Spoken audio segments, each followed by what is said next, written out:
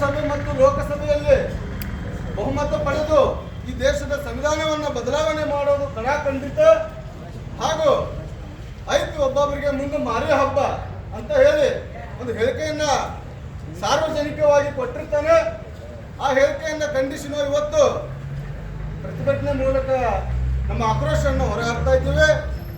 ಬಂಧುಗಳೇ, ತಮಗೆಲ್ಲ ಗೊತ್ತಿರಲಿ, 370 ಸೀಟ್ ಬಂದಿದ್ದೇ ಆದ್ರೆ ರಾಜ್ಯ ಮತ್ತು ಲೋಕಸಭೆಯಲ್ಲಿ ಸ್ಪಷ್ಟ ಬಹುಮತ ಒಂದು ಪಕ್ಷಕ್ಕೆ ನಿಶ್ಚಯವಾಗಿ ದೊರೆತಿದ್ದೆ ಆದ್ರೆ ಸಂವಿಧಾನ ಬದಲಾವಣೆಯಲ್ಲಿ ಬಾಬಾ ಸಾಹೇಬ್ ಅಂಬೇಡ್ಕರ್ ಅವಕಾಶವನ್ನು ಪಟ್ಟು ಹೋಗಿದ್ದಾರೆ. ಸೊ ನಮ್ಮ ಕ್ವಶನ್ ಏನಂದ್ರೆ, ಯಾವಾಗ ಈ ದೇಶದ ಸಂವಿಧಾನ ಬದಲಾವಣೆ ಆಗತ್ತಂದ್ರೆ ದೇಶದ ಜನರ ವಿರುದ್ಧವಾಗಿ ಕಾನೂನುಗಳು ಸಂವಿಧಾನದಲ್ಲಿ ಅಳವಡಿಕೆ ಆದಾಗ ಜನರ ಭಾವನೆಗೆ ಧಕ್ಕೆ ಬರ್ತಕ್ಕಂಥ ಅಂಶಗಳು ಸಂವಿಧಾನದಲ್ಲಿ ಇದ್ದಾಗ ಮಾತ್ರ ಆ ದೇಶದ ಸಂವಿಧಾನ ಬದಲಾವಣೆ ಆಗುತ್ತೆ. ಸಾರ್ವಜನಿಕವಾಗಿ ಜನಾಭಿಪ್ರಾಯ ಸಂಗ್ರಹ ಮೂಲಕ ಜನಾಭಿಪ್ರಾಯನ ಟೋಟಲ್ ಇಡೀ ದೇಶವೇ ವಿರೋಧ ಮಾಡಿದಾಗ ಮಾತ್ರ ಸಂವಿಧಾನ ಬದಲಾವಣೆ ಆಗುತ್ತೆ. ಅದರಲ್ಲಿ ಯಾರು ಮಾತಿಲ್ಲ.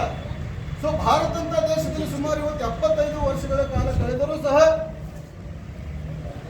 ಕೇವಲ ಒಂದೇ ಪಕ್ಷ, ಬಿಜೆಪಿ ಪಕ್ಷ ಮಾತ್ರ ಈ ದೇಶದ ಸಂವಿಧಾನ ವಿರುದ್ಧವಾಗಿ ತಮ್ಮ ನಿಲುವನ್ನು ಹೊರಹಾಕ್ತಾ ಇದೆ, ಸಂವಿಧಾನ ವಿರುದ್ಧವಾಗಿ ಮಾತನಾಡ್ತಾ ಇದೆ. ಇನ್ನುಳಿದ ಪಕ್ಷಗಳು ಯಾವುದೇ ಮಾತನಾಡ್ತಾ ಇಲ್ಲ. ಇನ್ನುಳಿದ ಜಾತಿಯವರು, ಧರ್ಮದವರು, ಇನ್ನುಳಿದ ಭಾಷಿಕರು ಸಹ ಸಂವಿಧಾನ ವಿರುದ್ಧ ಮಾತನಾಡ್ತಾರೆ.